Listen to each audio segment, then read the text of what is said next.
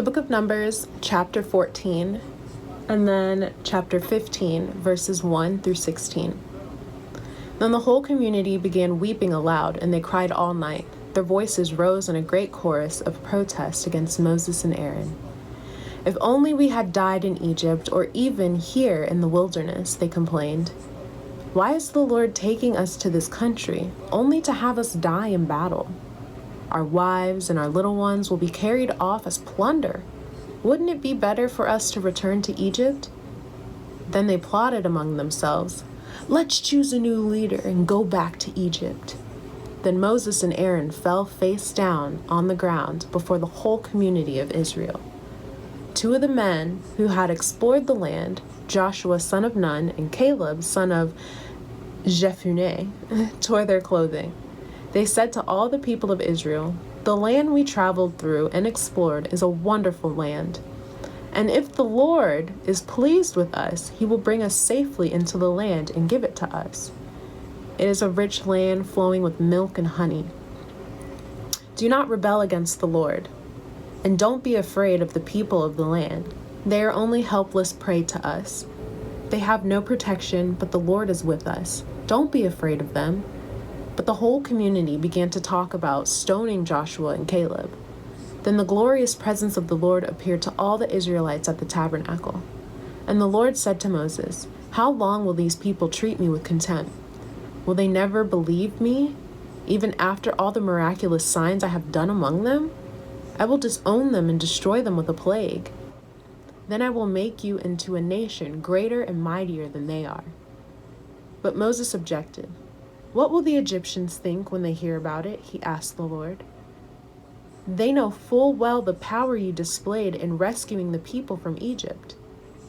Now, if you destroy them, the Egyptians will send a report to the inhabitants of this land, who have already heard that you live among your people. They know, Lord, that you have appeared to your people face to face, and that your pillar of cloud hovers over them. They know that you go before them in the pillar of cloud by day and the pillar of fire by night. Now, if you slaughter all these people with a single blow, the nations that have heard of your fame will say, the Lord was not able to bring them into the land he swore to give them, so he killed them in the wilderness. Please, Lord, prove that your power is as great as you have claimed.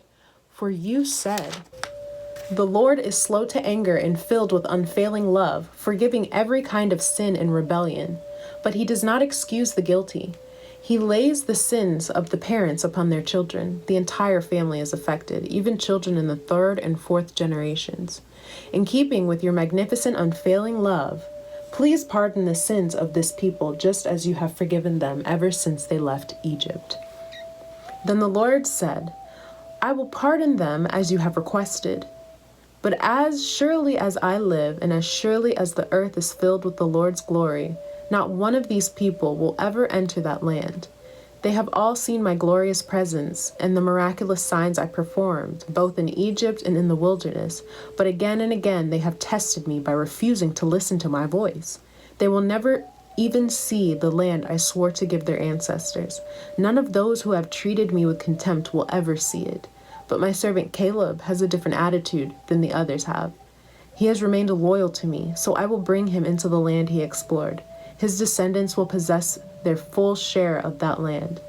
Now turn around and don't go on toward the land where the Amalekites and Canaanites live.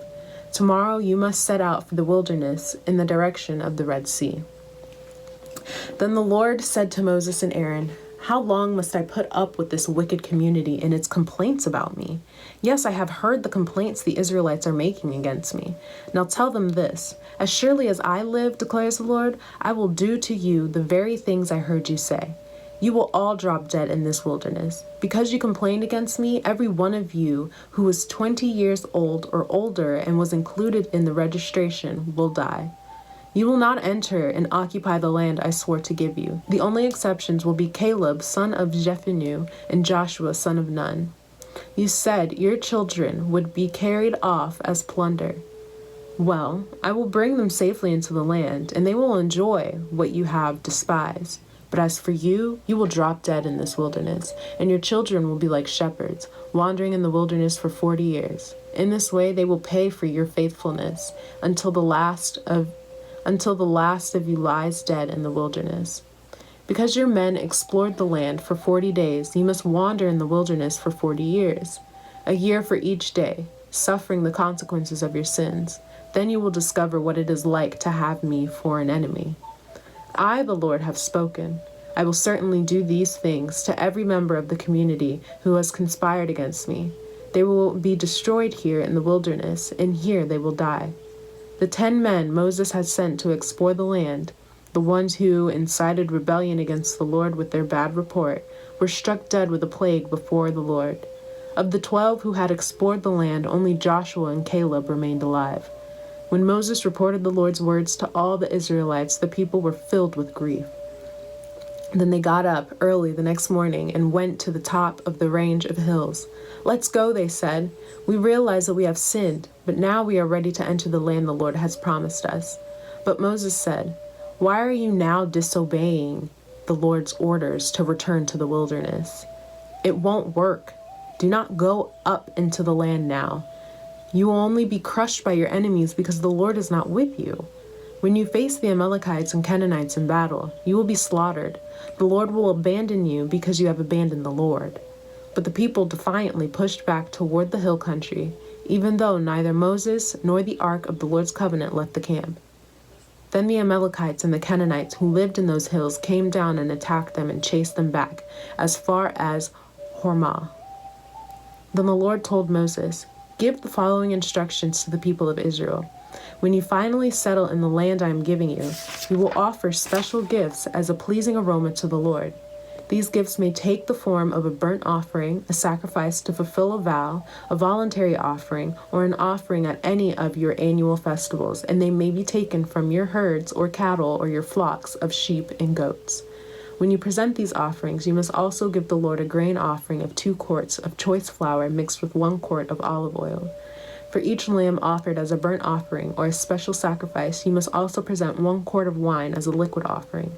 If the sacrifice is a ram, give a grain offering of 4 quarts of choice flour mixed with 1/3 of a gallon of olive oil. And give 1/3 of a gallon of wine as a liquid offering. This will be a pleasing aroma to the Lord. When you present a young bull as a burnt offering or as a sacrifice to fulfill a vow or as a peace offering to the Lord, you must also give a grain offering of 6 quarts of choice flour mixed with 2 quarts of olive oil, and give 2 quarts of wine as a liquid offering. This will be a special gift, a pleasing aroma to the Lord. Each sacrifice of a bull, ram, lamb, or a young goat should be prepared in this way. Follow these instructions with each offering you present. All of you native-born Israelites must follow these instructions when you offer a special gift as a pleasing aroma to the Lord. And if any foreigners visit you or live among you and want to present a special gift as a pleasing aroma to the Lord, they must follow these same procedures. Native-born Israelites and foreigners are equal before the Lord and are subject to the same decrees. This is a permanent law for you to be observed from generation to generation. The same instructions and regulations will apply both to you and to foreigners living among you. The book of Mark, chapter 14, verses 53 to 72.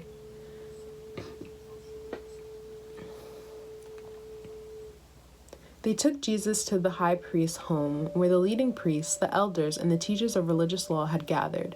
Meanwhile, Peter followed him at a distance and went right into the high priest's courtyard. There he sat with the guards, warming himself by the fire. Inside, the leading priests and the entire high council were trying to find evidence against Jesus so they could put him to death. But they couldn't find any. Many false witnesses spoke against him, but they contradicted each other. Finally, some men stood up and gave this false testimony. "We heard him say, 'I will destroy this temple made with human hands, and in 3 days I will build another made without human hands.'" But even then, they didn't get their stories straight. Then the high priest stood up before the others and asked Jesus, "Well, aren't you going to answer these charges? What do you have to say for yourself?" But Jesus was silent and made no reply. Then the high priest asked him, "Are you the Messiah, the Son of the Blessed One?" Jesus said, "I am." and you will see the Son of Man seated in the place of power at God's right hand, and coming on the clouds of heaven." Then the high priest tore his clothing to show his horror and said, "Why do we need other witnesses? You have all heard his blasphemy. What is your verdict?" "Guilty," they all cried. "He deserves to die." Then some of them began to spit at him, and they blindfolded him and beat him with their fists. "Prophesy to us," they jeered, and the guards slapped him as they took him away. Meanwhile, Peter was in the courtyard below. One of the servant girls who worked for the high priest came by and noticed Peter warming himself at the fire. She looked at him closely and said, "You are one of those with Jesus of Nazareth." But Peter denied it. "I don't know what you're talking about," he said, and he went out into the entryway. Just then a rooster crowed. When the servant girl saw him standing there, she began telling the others, "This man is definitely one of them." But Peter denied it again. A little later, some of the other bystanders confronted Peter and said, "You must be one of them, because you are a Galilean." Peter swore, "A curse on me if I'm lying. I don't know this man you're talking about." And immediately the rooster crowed the second time. Suddenly, Jesus' words flashed through Peter's mind. "Before the rooster crows twice, you will deny 3 times that you even know me." And he broke down and wept. The book of Psalms, chapter 53. Only fools say in their heart, "There is no God." They are corrupt, and their actions are evil. Not one of them does good. God looks down from heaven on the entire human race. He looks to see if anyone is truly wise, if anyone seeks God. But no, all have turned away. All have become corrupt. No one does good, not a single one. Will those who do evil never learn? They eat up my people like bread and wouldn't think of praying to God. Terror will grip them. Terror like they have never known before. God will scatter the bones of your enemies. You will put them to shame, for God has rejected them. Who will come from Mount Zion to rescue Israel? When God restores his people, Jacob will shout with joy, and Israel will rejoice. The book of Proverbs, chapter 11, verse 4. Riches won't help on the day of judgment, but right living can save you from death.